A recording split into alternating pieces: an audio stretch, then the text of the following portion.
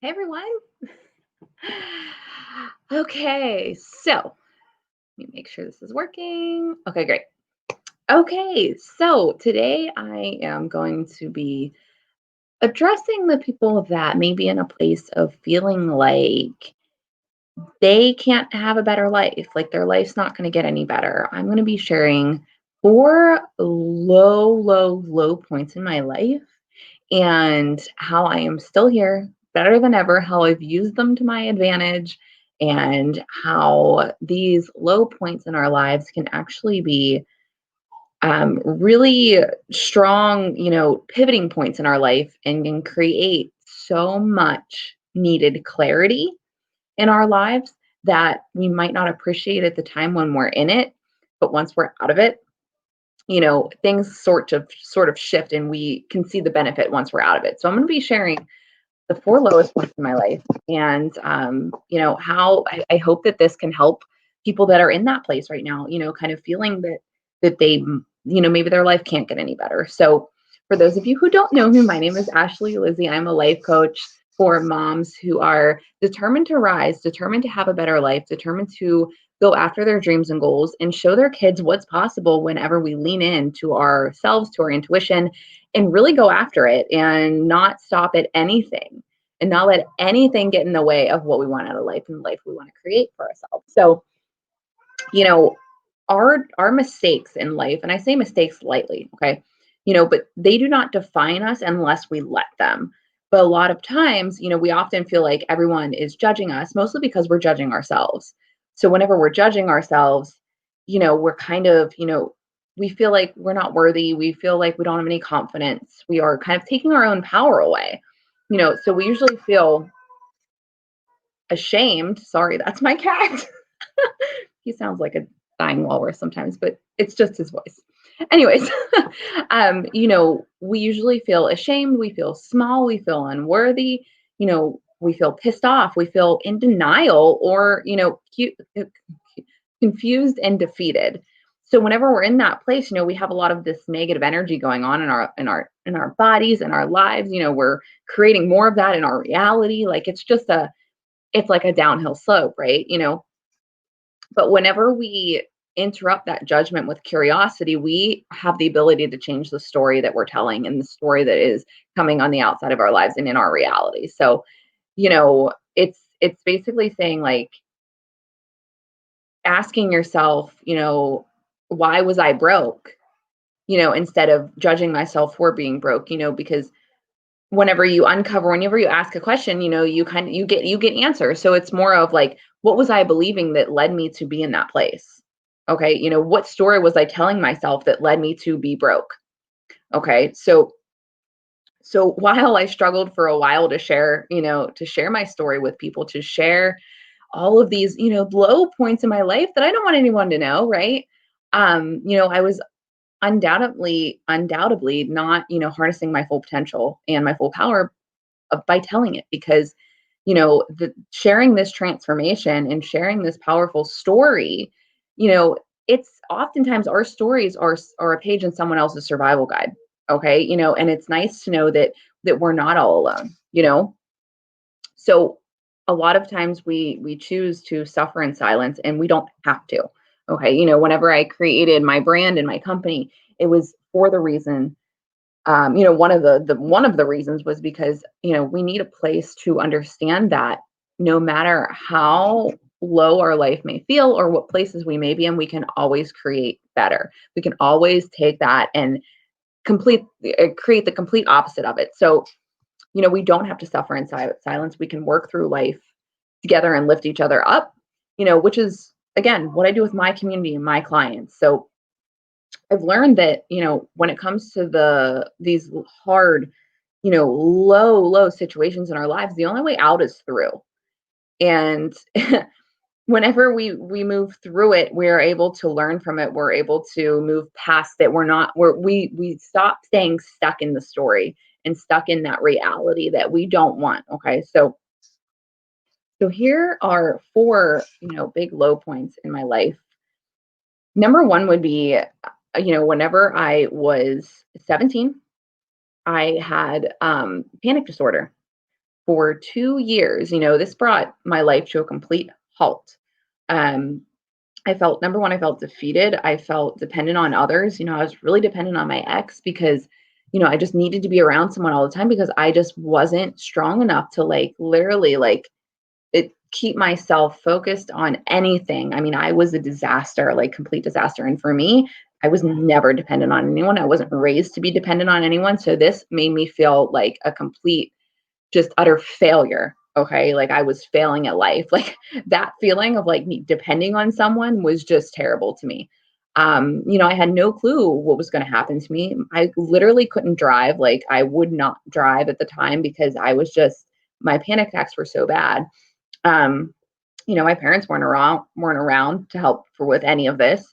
I felt like I was completely lost and I didn't understand at first, like why, this was happening to me and what was wrong with me. The doctors wanted to shove 30 different pills down my throat to fix this. And I was not about to go down that road because again, I wanted to understand why this was happening to me because I didn't want this to happen to me. Again, I didn't want to not drive for the rest of my life. I didn't want to be dependent on someone else for the rest of my life.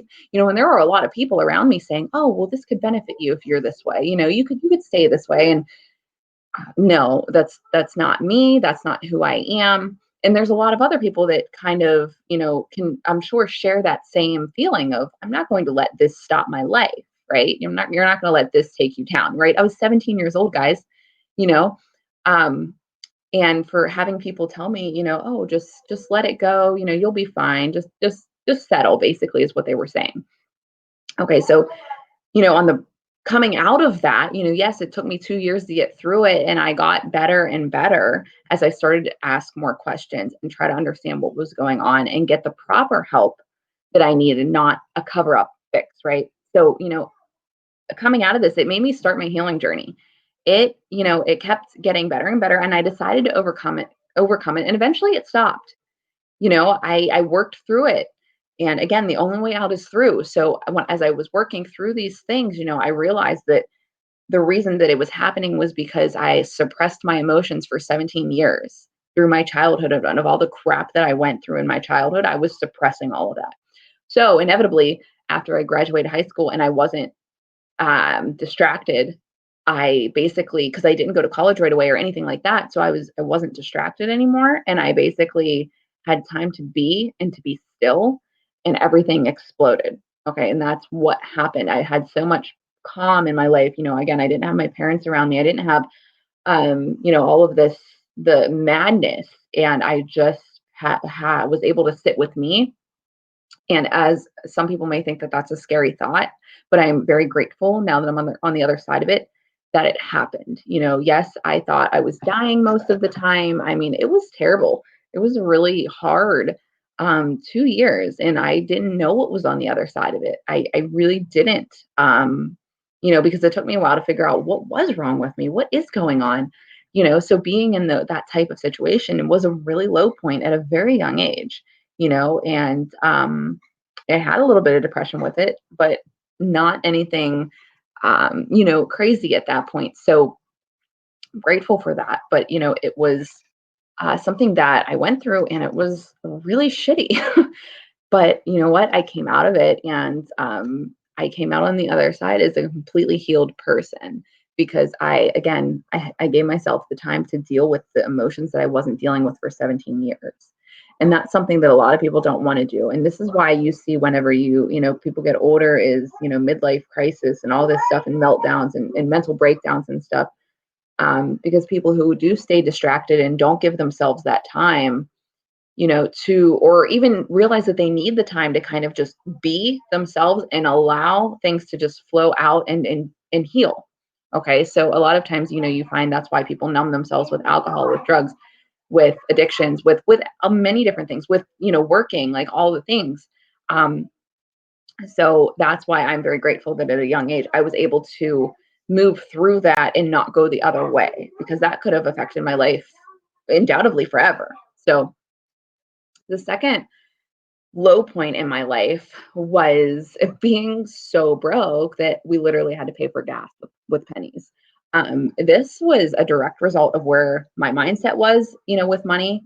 And I was so frustrated as to why I literally could not have $5 in the bank. Money was always a sore point for me and my husband because we both grew up with bad examples of money. We weren't taught what to do with it. We weren't taught that, we basically seen it as a struggle in both of our lives growing up. And whenever we seen it as a struggle, as kids, you carry that with you, and you reflect that. If you don't heal it, you reflect it, and as you grow up, and you mimic the same things that you learned as a kid.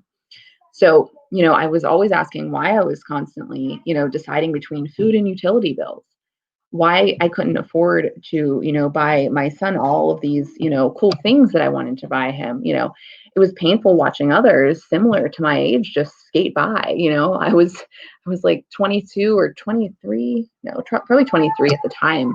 And it was painful to watch, my friends and all these other people just have it so easy, have their parents pay for everything, have, all the things, right? Just be things be handed to them. So as someone in that mindset of where I was, just being broke all the time, like it was so painful to watch that happen, but this was a really hard time in our lives because we didn't really always know, like, how are we going to eat all the time? How are we going to do these things? We were, again, really barely getting by. We weren't even paycheck to paycheck. We were about paycheck to 5 days before paycheck. So it was like, and it wasn't even a like, where's our money going thing. It was like, we were not bringing enough in. So with that being said, there were a lot of things, moving pieces in our minds that weren't clicking because, again, we didn't grow up knowing what to do. We had to figure this out ourselves. But, on the flip side of that, as painful as that was to go through, this taught us a lot. Number one, this showed me that if I wanted to be, if I wanted to make millions one day, I needed to think like a millionaire. I wasn't going to get there paying for gas with pennies, right? So I needed to fix this. Now no outside source was going to fix this for me. I couldn't go back to my childhood and rewire the things that I learned. I couldn't go back to my husband's childhood and rewire the things that his learned. Like, neither one of us knew what we were doing with money. Okay, so it was terrible. So whenever I realized, again, instead of judging myself, I was like, why is this happening? Why is this? I constantly asked why because I wanted change. I was so desperate to change my reality that hey, go, sorry. um, oh, this cat.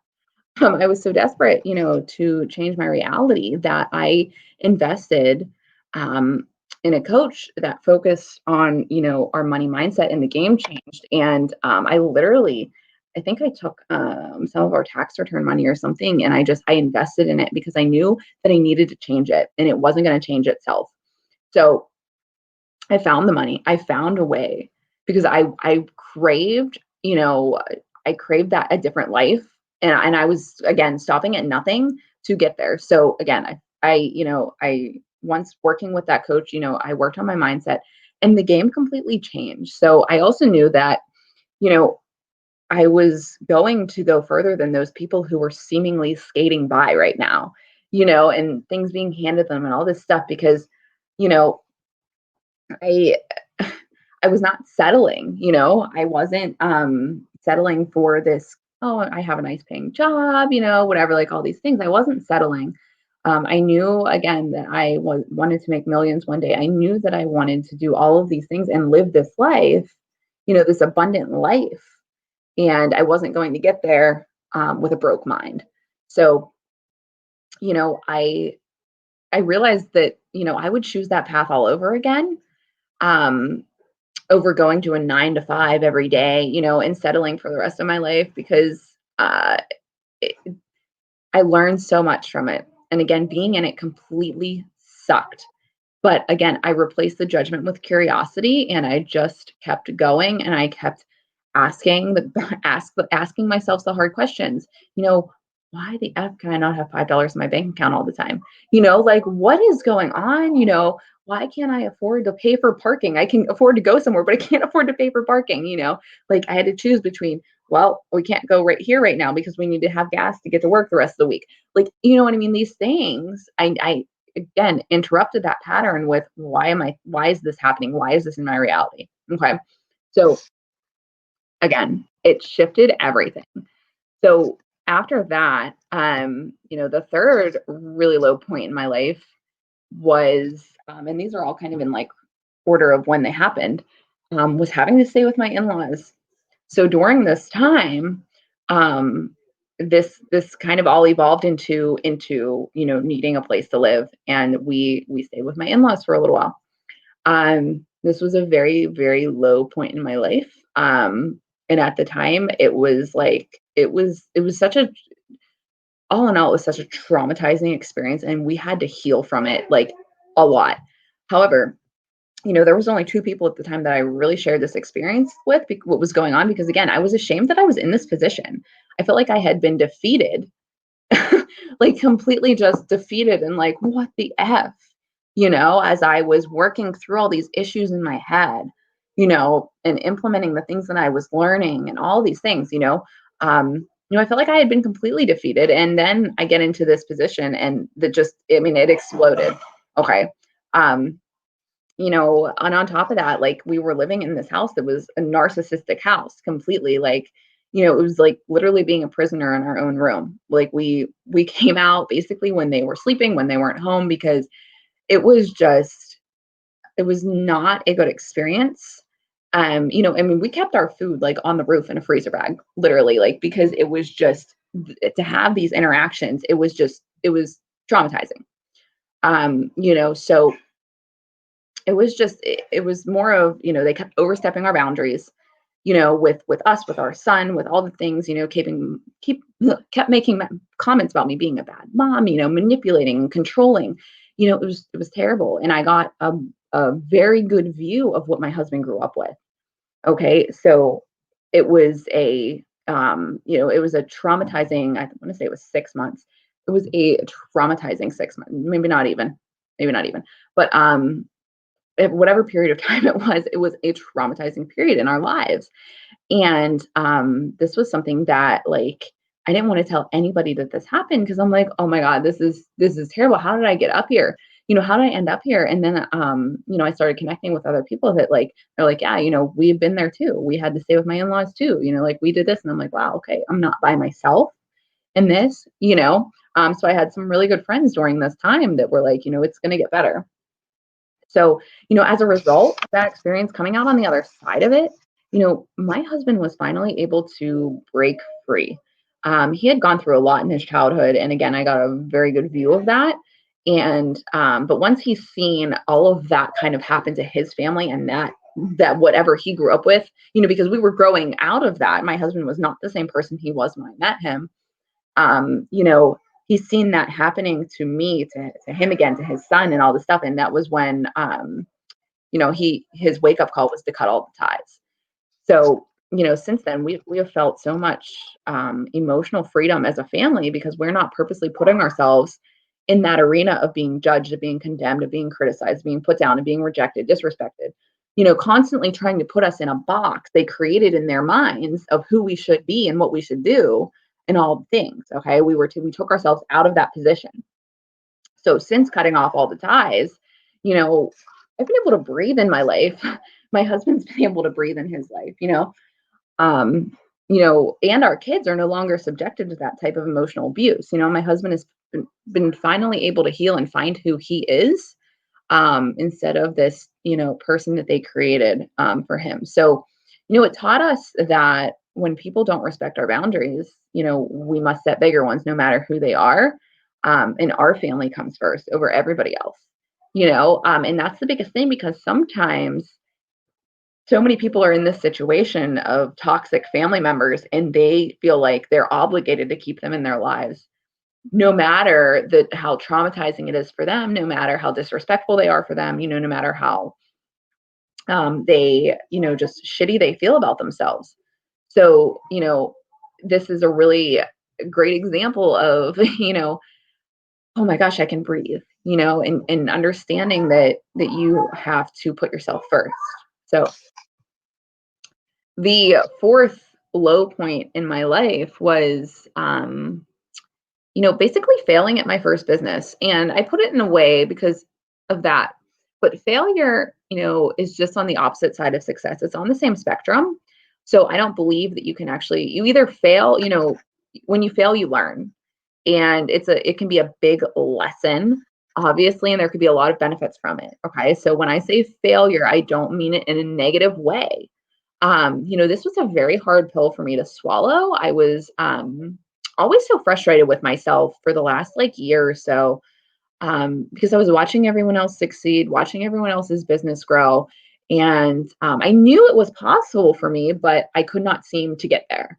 It just was like not happening. And my income decreased, and I, felt further away from this dream life more than ever. I have these, I don't know if you can see them in the video, but I have my vision boards back here. I have, you know, all these things on my vision boards of what I want to create in my life, what I want for my family, this abundant lifestyle that I want to create and that I am creating right now for my family.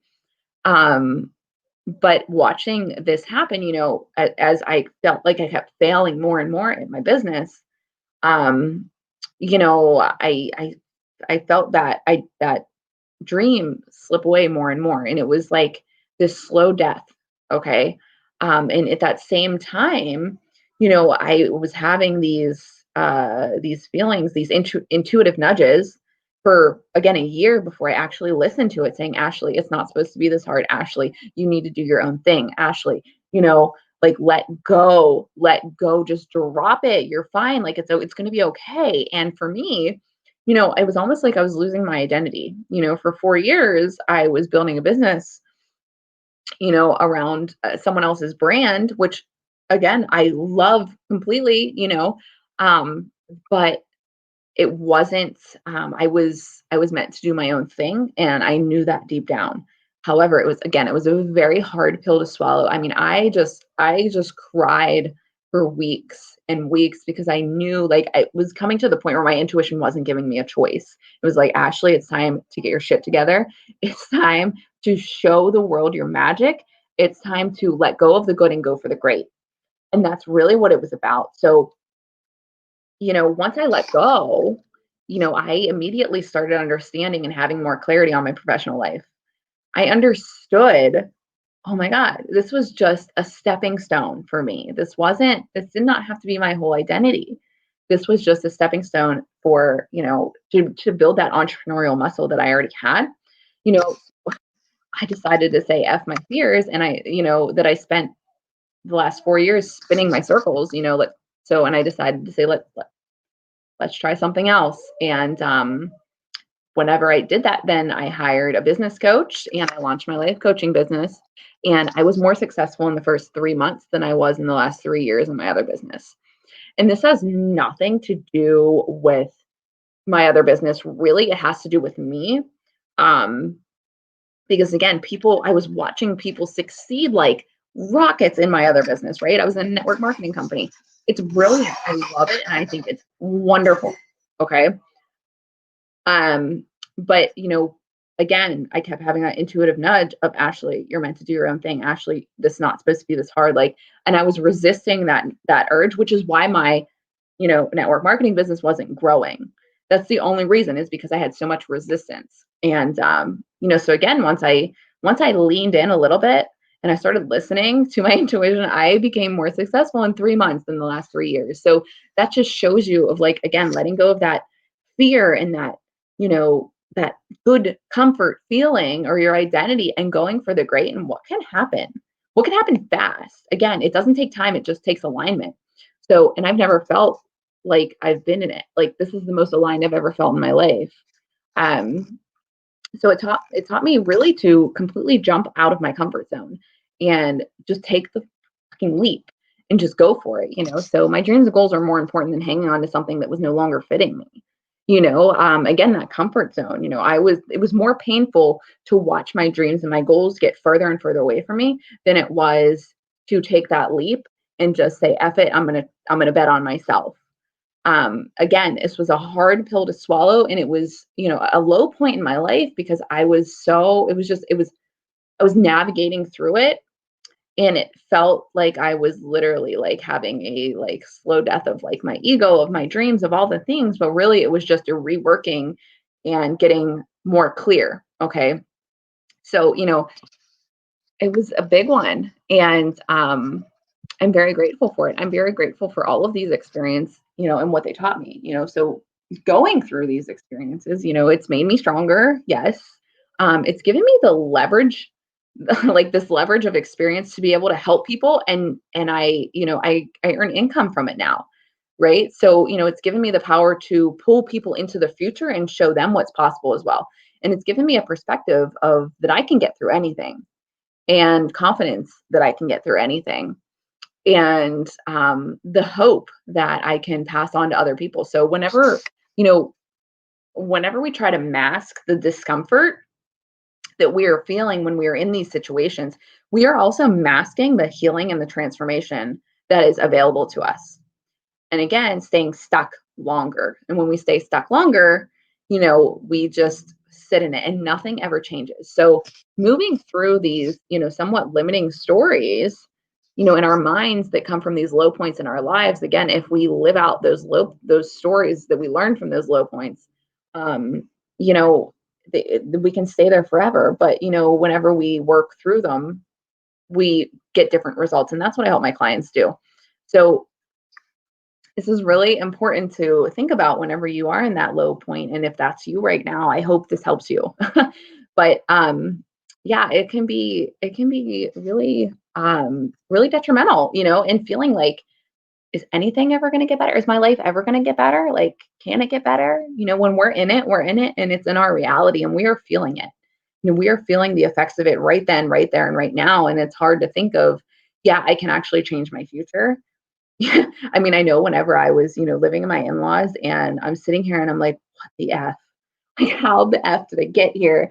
And how can I get somewhere else? Like, it was in my face, and it again was very traumatizing. But I had to make sure that I was pulling myself into the future and creating what I wanted out of it. So yeah, so if this was helpful, please drop an emoji below. I'd love to know what you guys think. And if you're ready to start moving through these limiting beliefs and stuff by yourself, send me a DM. I can totally help you with that. So, yeah, I really hope that this was helpful for you guys. Yeah, if you have any comments, questions, just drop them in the comments. And I'm going to jump off here. But I will be on later this week and I will share some more stories with you. I will talk to you guys later. Have a wonderful rest of your night.